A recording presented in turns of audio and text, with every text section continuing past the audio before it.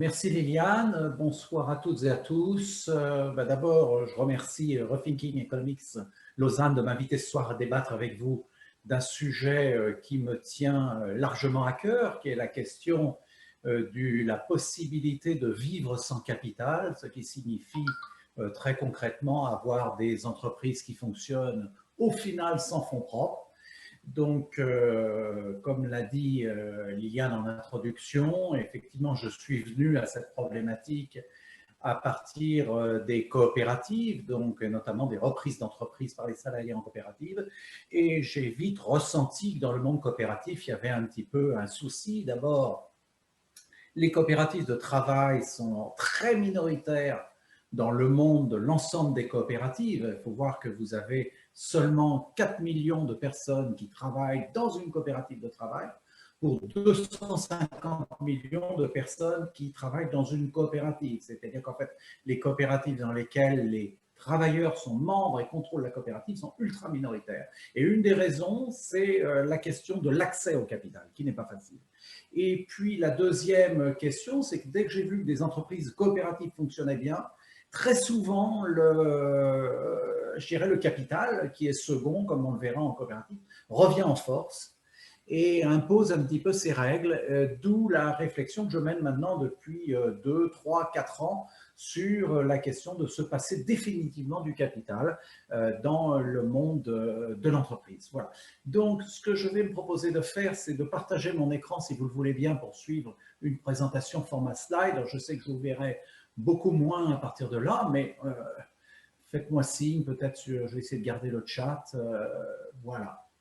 Bon, donc, alors, je vais introduire par quelque chose finalement assez classique que vous connaissez tous et on va passer rapidement sur ces premiers slides. Ce qui fonde, je dirais, le rapport de propriété dans l'entreprise, c'est traditionnellement la mise en capital, comme vous le savez.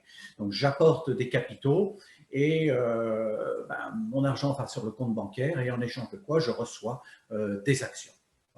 Ensuite, l'entreprise tourne. Nous allons avoir une variation des actifs, c'est-à-dire que on va avoir en plus de liquidités, des stocks fournisseurs, des créances, sans doute acheter des équipements. Dans le cadre de l'exploitation, on va aussi avoir des formations de dettes et schématiquement, comme vous le savez toutes et tous, si jamais vous avez une augmentation de la différence entre les actifs et les dettes, c'est que vous êtes en train de faire du bénéfice. Lequel bénéfice passe en réserve. Vous avez ensuite l'opération inverse de la mise en capital, qui est l'opération de versement de dividendes dans laquelle les actionnaires, en quelque sorte, retirent du cash de l'entreprise. Bon, je ne vais pas plus loin là-dedans, c'est quelque chose qui est bien entendu largement intégré par toutes et tous. Donc, juste une petite chose qui est très importante à voir et qui va nous suivre tout au long de l'exposé et qui motive la raison pour laquelle on doit, à mon sens, historiquement se séparer de la notion de capital dans les gestions d'entreprise, c'est que, à la différence d'un créancier, entre guillemets, volontaire, qui prête à l'entreprise et qui donc aura pour rémunération un taux d'intérêt garanti ou variable, en fonction des résultats, pourquoi pas, un propriétaire, lui, n'a absolument aucune garantie, il n'a que le dividende comme rémunération et de ce point de vue, ça dépend de sa gestion.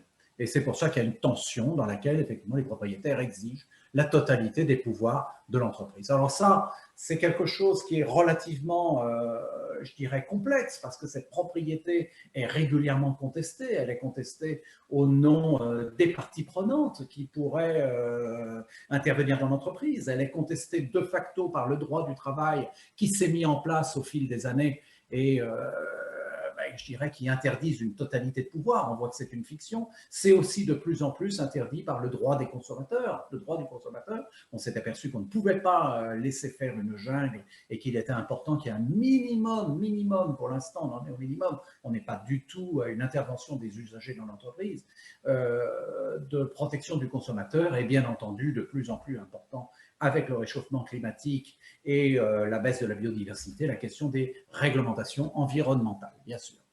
Alors, je voudrais tout de suite venir sur un quiproquo qui se fait souvent sur la notion de valeur de l'entreprise et qui, à mon sens, a toute son importance, c'est le fait que très souvent, et ça je le vois particulièrement dans des milieux progressistes, on a une tendance à confondre la valeur de l'entreprise avec sa valeur comptable. on dit bah, la valeur de l'entreprise, c'est la valeur de ses fonds propres. Et on retrouve ce raisonnement chez beaucoup d'économistes, hélas, là-dessus, et c'est quelque chose sur lequel je m'inscris en faux.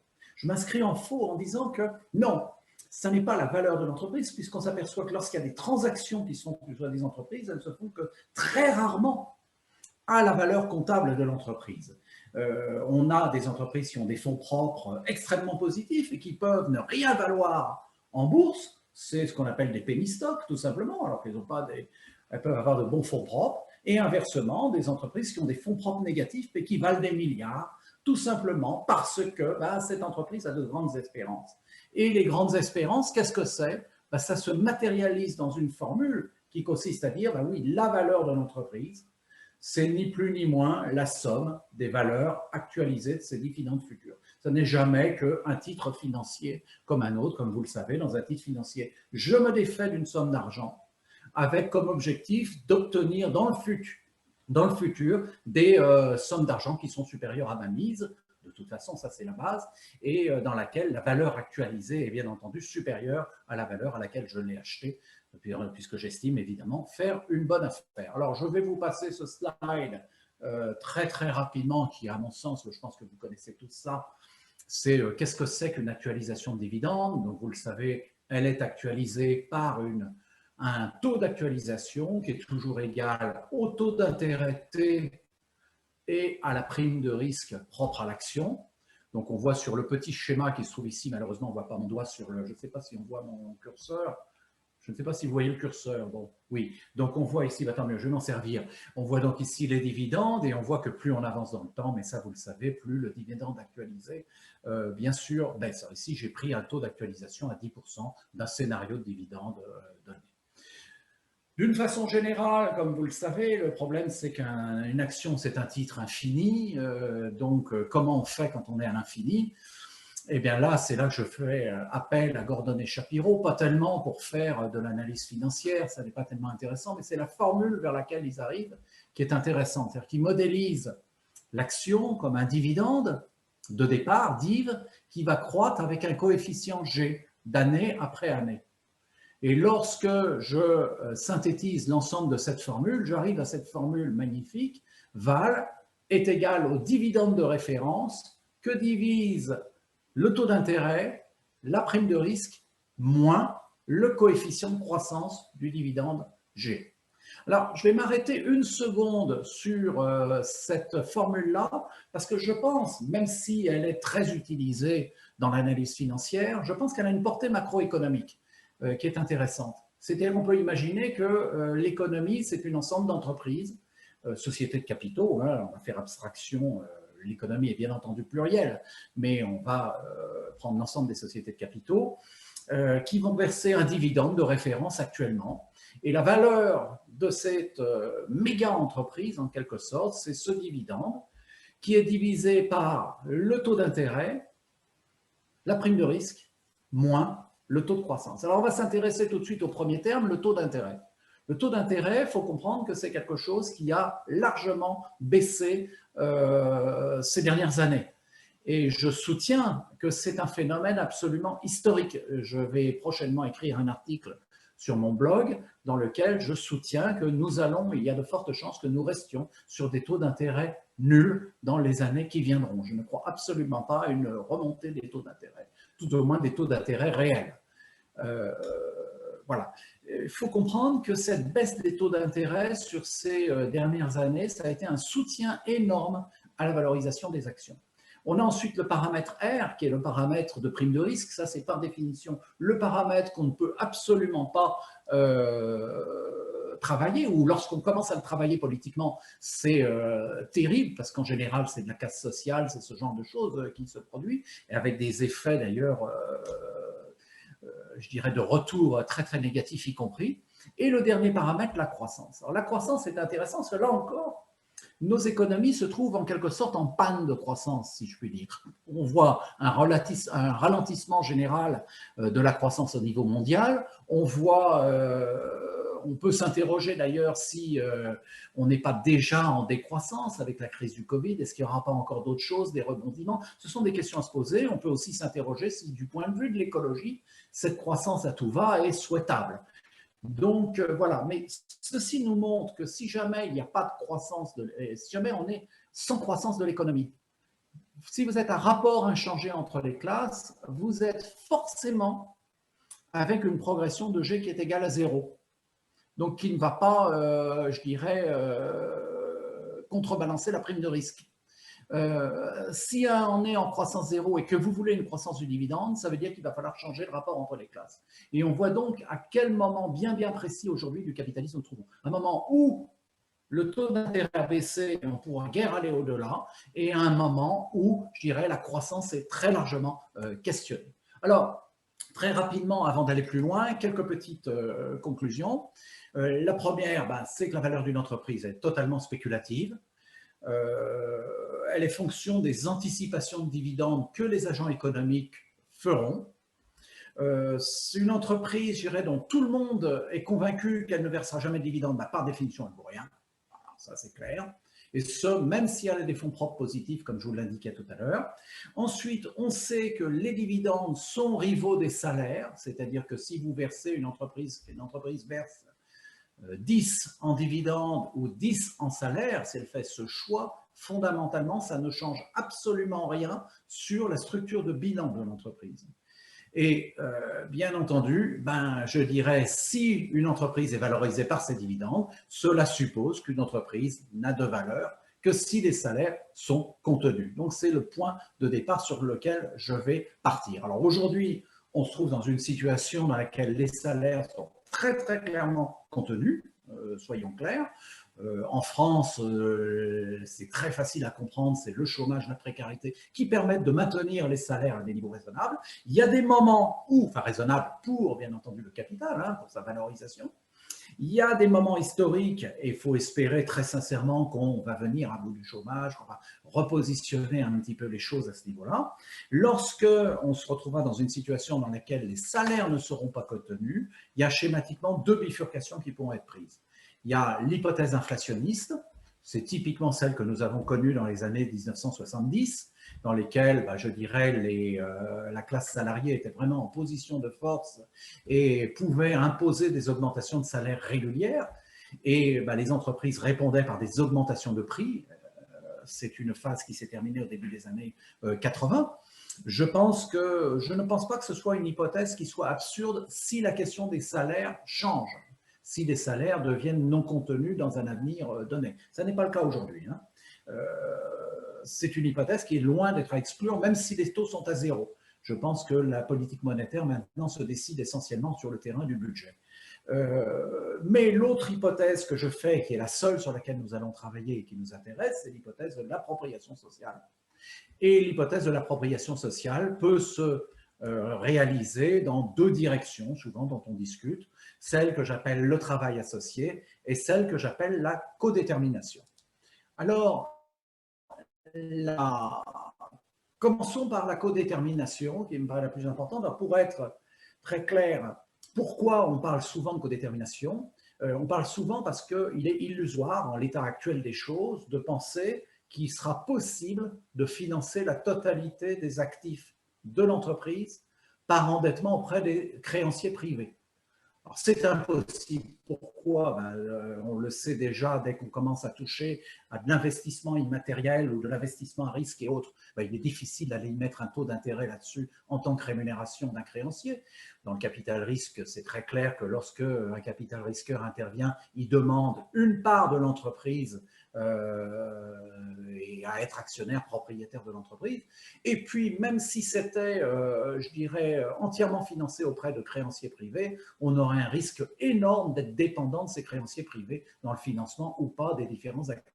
Donc, c'est une hypothèse qu'on est effectivement obligé de lever, d'où, dans ce cas-là, l'hypothèse de la codétermination qui consiste à dire il y a besoin d'un capital. Qui dit d'un capital, il y a besoin d'avoir, on aura des propriétaires. Voilà. Et donc, l'hypothèse de la codétermination, c'est une hypothèse dans laquelle il y aurait un partage du pouvoir, des pouvoirs, merci de la faute d'orthographe, des pouvoirs entre travailleurs et propriétaires. Alors, il ne s'agit pas, pour que les choses soient très très claires, de la cogestion allemande, bien sûr, parce que dans la cogestion allemande, vous avez un droit je dirais, prioritaire des propriétaires dans les décisions stratégiques d'entreprise. Ils ont une voix prépondérante, et même si c'est un conseil de surveillance qui est à 50-50, je pense plutôt dans la codétermination à toute une série de travaux qui sont réalisés. Je pense notamment à ceux de Isabelle Ferreras, par exemple, en Belgique, qui nous parle de la société à double gouvernement, double chambre, la société bicamérale dans laquelle il y aurait une chambre des travailleurs et une chambre des apporteurs d'argent. Et elle prend comme modèle, en quelque sorte, la démocratie anglaise où, à la Chambre des Lords, s'est adjoint une Chambre des communes, laquelle Chambre des communes a au final pris le dessus sur la Chambre des Lords. Alors, la critique que je fais beaucoup de toutes ces approches, Isabelle Ferreira c'est un exemple, mais on en aura bien d'autres, on peut en trouver par exemple en France au niveau du Collège des Bernardins, par exemple, qui a beaucoup travaillé là-dessus. La critique que je fais essentielle de ces approches, c'est qu'elles sont souvent des approches politistes, qui évacuent totalement la question économique. Et je pense que quand on parle, par exemple, de pouvoir partager, quand on parle de partage des profits, ben, il y a une question qui est stratégique, qui est qui a le dernier mot sur les salaires. Et assez curieusement, personne ne répond à cette question, on ne la traite sérieusement. Même dans les trucs d'entreprise libérée, ce genre de choses, où on parle de pouvoir des travailleurs, pouvoir redonner de l'initiative aux travailleurs, en réalité, cette question, elle n'est jamais posée pour une raison très très simple. Ben, c'est que c'est ce qui détermine le partage primaire de la valeur ajoutée. Monter les salaires, c'est des profits en moins, donc ce qu'on va partager, c'est quelque chose en moins. Baisser les salaires, c'est des profits en plus, et on aura plus à discuter, à partager.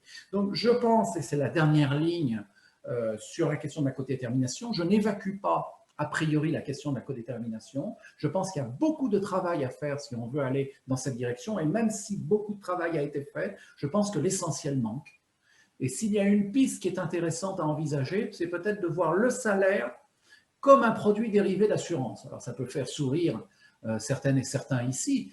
L'idée, c'est de dire, ben oui, il y aura un accord sur un contingentement des salaires de la part des salariés qui sont en position de force et qui verront cette je dirais, position comme étant en quelque sorte une garantie de revenus, sachant que ce sont les actionnaires qui prendront le risque là-dessus. Donc ça demande une certaine modération salariale pour que ça fonctionne. Est-ce que ça fonctionnera? C'est une question à se poser. Donc je vais plutôt, moi, me placer dans une autre hypothèse qui est celle du travail associé, qui me paraît paradoxalement aujourd'hui beaucoup plus plausible que l'hypothèse de la codétermination. Le travail associé, qu'est-ce que c'est? Ben, c'est de base une association de travailleurs indépendants. Bon, quand je suis tout seul, il n'y a par définition aucun conflit entre le travail et le capital si je suis travailleur indépendant. J'ai acheté mes outils de travail, j'ai peut-être un capital immatériel qui est un carnet de clients, etc. Et je me fiche de savoir si ça rémunère mon travail ou mon travail accumulé, mon capital. Ça vient absolument en comptabilité nationale, comme vous le savez. Le travail des travailleurs indépendants, elle est comptabilisée comme revenu mixte brut et séparé de l'excédent brut d'exploitation. Donc on confond et le travail et le capital pour les travailleurs indépendants. Mais dans une association, et c'est là que les questions se posent et sont beaucoup plus complexes. Quels sont les apports de chacune et de chacun en termes de capital et en termes de travail? Et c'est là qu'on revient sur un problème, je dirais, qui fâche, une problématique qui fâche. Alors, on a aujourd'hui ce que j'appelle une réalisation approximative, comme je le disais, qui s'appelle la coopérative de travail. Donc, on va la passer en détail. Et j'émets une hypothèse aujourd'hui dans mes différents livres et dans mes travaux, que je vais poursuivre d'ailleurs aujourd'hui, sur la possibilité d'une entreprise sans capital. Alors, tout de suite, l'alternative coopérative, bon, comme vous le savez probablement, la coopérative repose avant toute chose sur une inversion de valeur entre capital et objet social. Dans une société de capitaux, on se réunit pour un capital. Et l'objet social, ce que va produire l'entreprise, ben, je dirais, c'est la façon de mettre en valeur mon capital. Si je pense que le trafic aérien va bondir demain, je vais peut-être souscrire à des actions de compagnies aériennes, c'est à la mode. Et fondamentalement, c'est pour ça que je vais là-dedans. Donc on voit que l'objet social est subordonné au capital. Dans la coopérative, on a la relation exactement inverse. On a un besoin socialement exprimé, qui est un besoin social, un besoin écologique. j'ai peut-être besoin de développer des circuits courts, j'ai peut-être besoin de développer quelque chose. Je peux être un ensemble de travailleurs et on a envie de travailler ensemble, c'est notre objet social. On détermine ce qu'on veut faire, on a un savoir-faire et on va lever un capital et ce capital est au service de l'objet social. Donc en fait, on voit qu'on a à partir de cette approche des règles totalement différentes de gestion entre l'une et l'autre. Dans la société de capitaux, vous savez, c'est la règle pour les prises de décision, une action, une voix. Dans une coopérative, on fait simple, puisque le capital est secondaire, oh ben on fait une personne, une voix. Dans les titres de propriété, ben, par défaut, l'action est librement cessible, sauf si vous avez un pacte d'actionnaires ou des statuts particuliers, mais de base, l'action est librement cessible. Dans la coopérative, non, parce que ça n'a pas de sens d'échanger des parts coopératives. Donc la part sociale, elle est émise par la société quand on en a besoin et rachetée quand on a envie de quitter la coopérative et que la société le peut. Et enfin, la rémunération du capital, c'est très simple, on va chercher à avoir une rémunération maximum dans une société de capitaux, alors que dans une coopérative, on va mettre des règles très très strictes pour limiter la rémunération du capital. Alors là, j'ai parlé d'une coopérative en général, hein. Je vais me centrer sur une coopérative de travailleurs et revenir sur ce que je vous indiquais au début de mon expérience d'analyse des coopératives de travail existantes et tout particulièrement ce qu'on appelle les SCOP en France. Je me suis aperçu qu'en fait, ces sociétés, quand elles démarrent, si elles ne démarrent pas, elles ont du mal à démarrer déjà pour des raisons de capital, réunir le capital, ça c'est général. Et lorsqu'elles réussissent, bah, quelque part, on s'aperçoit que le capital prend le dessus sur les valeurs coopératives. Alors l'exemple le plus typique, c'est pour moi le groupe coopératif Mondragon au Pays Basque. C'est un groupe qui s'est constitué dans les années 50, qui aujourd'hui regroupe 70 000 travailleuses et travailleurs, regroupés dans une centaine de coopératives qui se coordonnent. C'est pour moi une expérience absolument fabuleuse, hein, que je respecte énormément, parce qu'il nous montre vraiment qu'on peut concevoir un groupe très différemment d'un groupe capitalistique. Ce sont les coopératives qui sont les entités de base et qui montent leur structure tête de groupe dans une logique fédérative. Mais il y a un grand mais à ça. On s'aperçoit qu'au moment où Mondragon a dû s'internationaliser, Mondragon a acheté des sociétés à l'étranger et très curieusement, ils ont été incapables de donner le statut de coopérateur aux salariés qui ont été rachetés. Ce qui fait qu'aujourd'hui, dans Mondragon, vous avez moins de la moitié des 70 000 travailleurs, et ils ne l'affichent plus du tout, d'ailleurs le taux de sociétariat, ce n'est pas affiché à Mondragon depuis des années. On sait que c'est moins, c'est peut-être 40%, 35%, on ne sait pas. Moins de la moitié qui sont coopérateurs. Alors, ce que je veux expliquer par là, c'est que lorsqu'ils ont racheté ces coopérateurs espagnols, ils ont racheté à l'extérieur, oui, très bien. Mais s'ils les transformaient en coopérateurs, les travailleurs rachetés, ça voulait dire qu'ils avaient un droit sur les salaires, alors qu'ils n'avaient pas encore investi en capital. Et donc, il y avait un conflit potentiel. Et c'est ce conflit qui est là, qui explique ce glissement qui a eu lieu. Donc, mon propos, c'est surtout pas de porter un jugement moral à Mondragon, d'abord parce que je n'en ai pas le droit, ça serait lamentable, ce serait franchement pourri, d'ailleurs. C'est plus de constater simplement. Je pense que si j'étais coopérateur à Mondragon, j'aurais eu la même attitude qu'eux. C'est très clair. Voilà. Mais c'est cette présence du capital qui fait que lorsque ça réussit, lorsqu'il se développe, quelque part on l'a chassé au début par la porte et puis il revient par la fenêtre. Alors c'est un petit peu, et ça je le vois pas qu'à Mondragon, mais dans d'autres coopératives assez intéressantes. Donc c'est ça qui m'a amené à me dire, bon, problème, lever le capital, et une fois qu'on a levé le capital, la logique du capital revient dans la vie de la coopérative. C'est embêtant du point de vue de la démocratie. Donc c'est comme ça que je suis amené à envisager une entreprise sans capital et donc sans fonds propres. Alors, je vais l'aborder cette fois-ci par deux approches différentes. Une première approche qui reprend les travaux que j'avais faits dans mes deux derniers livres, Au-delà de la propriété et Virer les actionnaires. J'aime surtout le sous-titre, hein, Pourquoi et comment s'en passer. C'est surtout le comment s'en passer qui m'importe ici, vous le comprendrez bien. Comment on peut faire? Alors d'abord, on part d'une hypothèse que ce ne seront pas des créanciers privés qui financeront l'entreprise, qui financeront la totalité des actifs de l'entreprise, mais qu'il y aura un système financier socialisé. Donc, on va y revenir tout à l'heure. Et nous aurons dans ce secteur financier socialisé des banques qui seront, elles, des banques, comme toutes les autres entreprises, des banques, entre guillemets, autogérées par leurs travailleurs. On est dans la même logique qui se trouve posée. Si je regarde un financement classique d'entreprise, c'est ce que vous avez sur la partie gauche, bien entendu, de mon slide. Le financement classique d'une entreprise, je pense que beaucoup d'entre vous le connaissent, si ce n'est tous et toutes. On a les immobilisations, schématiquement, à l'actif du bilan, qui sont financées par des financements de long terme. Donc, on a en face, bien sûr, le capital et les bénéfices accumulés qui sont les fonds propres, mais aussi les emprunts financiers de long terme, donc je dirais de 1 an, 2 ans, à partir de 1 an, 2 ans, suivant la façon dont on travaille. On a ensuite un actif circulant, bon, ben là c'est les stocks, les créances dont on a parlé, qui tournent régulièrement, financés par défaut par une dette d'exploitation. Et en règle générale, on a une différence entre les deux, ça n'est que financé partiellement par des dettes d'exploitation, et donc on a un besoin qui apparaît de financement qu'on appelle besoin en fonds de roulement. Pourquoi? Ça, vous savez, le fonds de roulement, c'est la trésorerie qui est en gros libre avant qu'on ait un quelconque besoin en fonds de roulement qui s'exprime.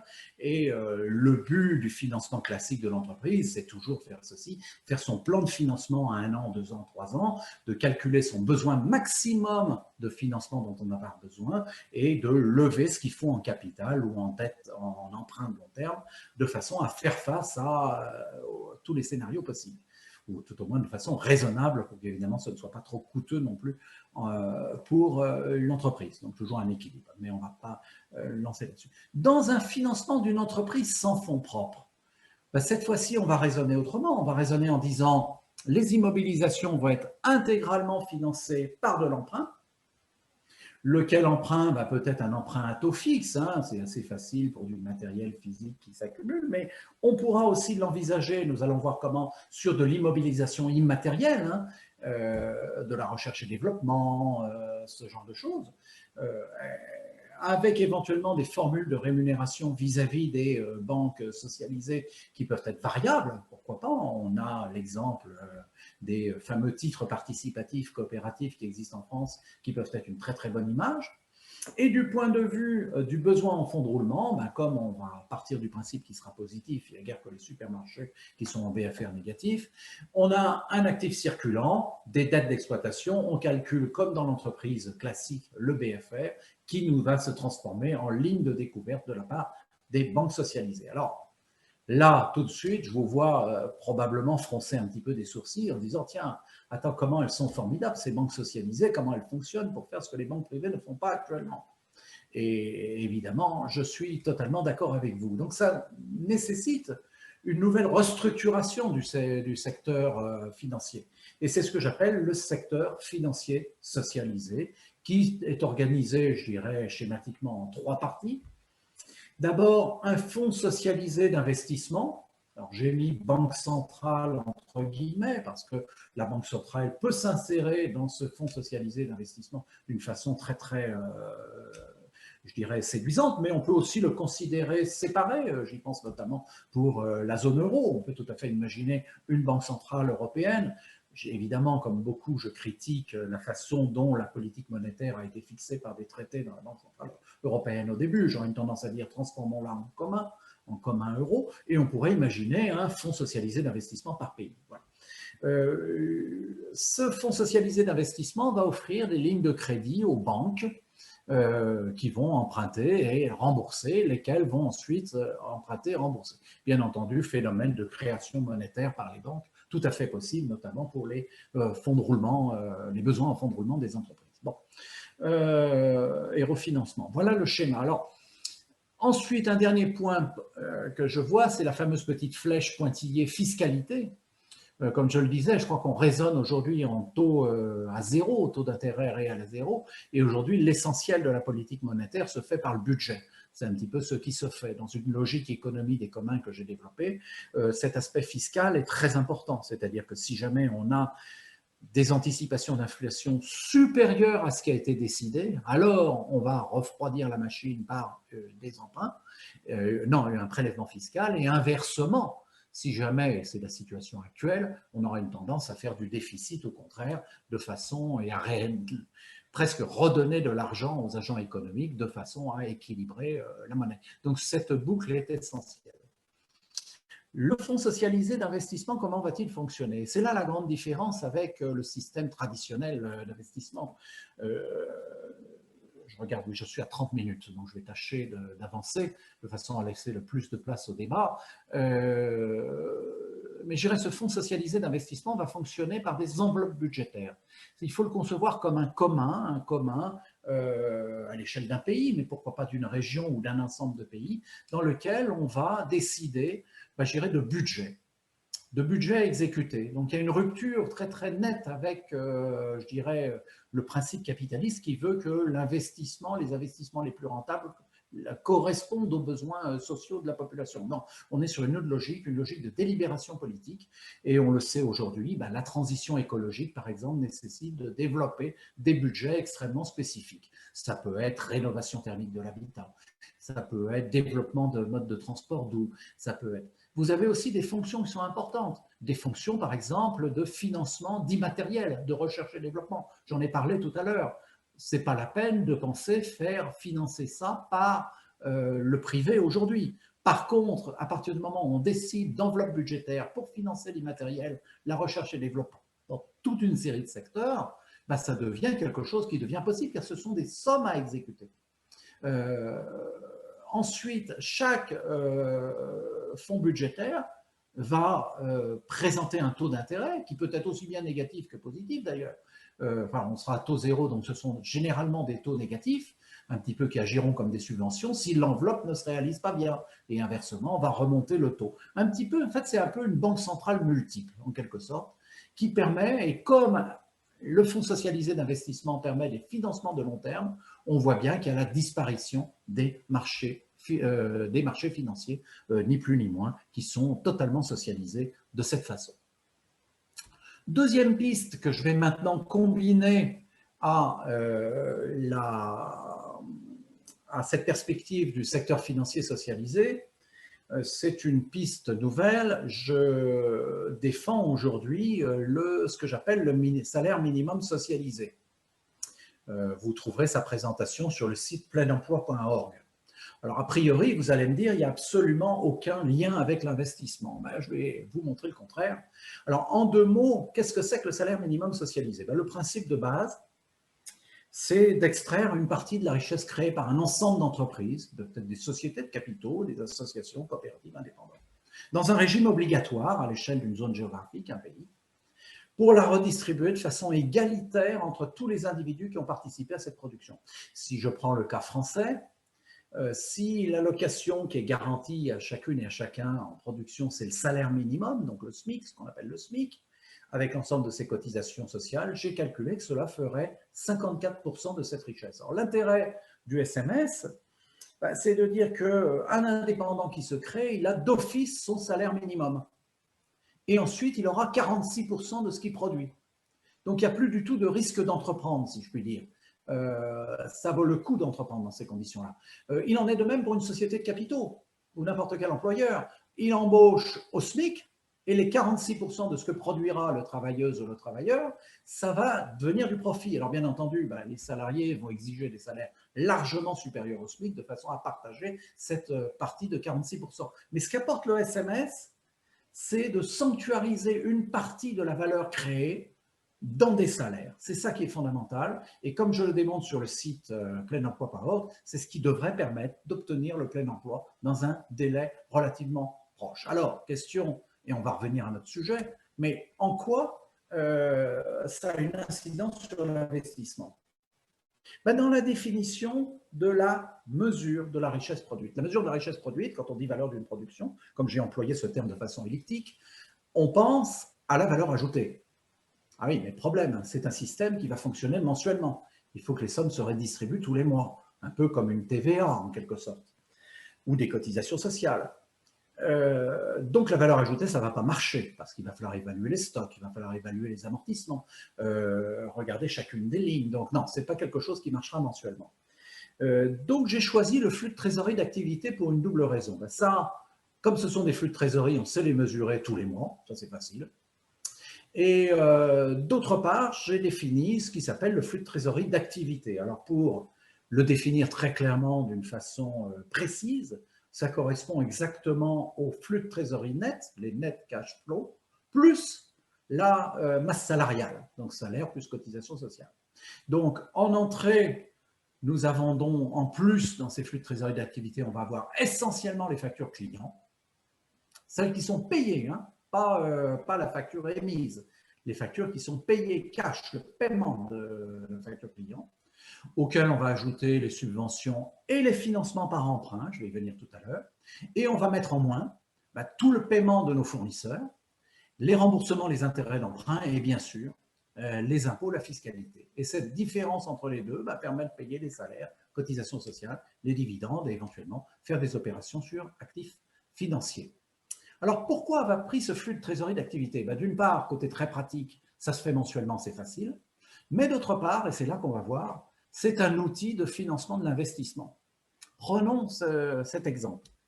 Une entreprise B achète à une entreprise A un équipement pour une valeur de 1 000 €. Bon. L'entreprise A va donc encaisser à un moment donné les 1 000 €.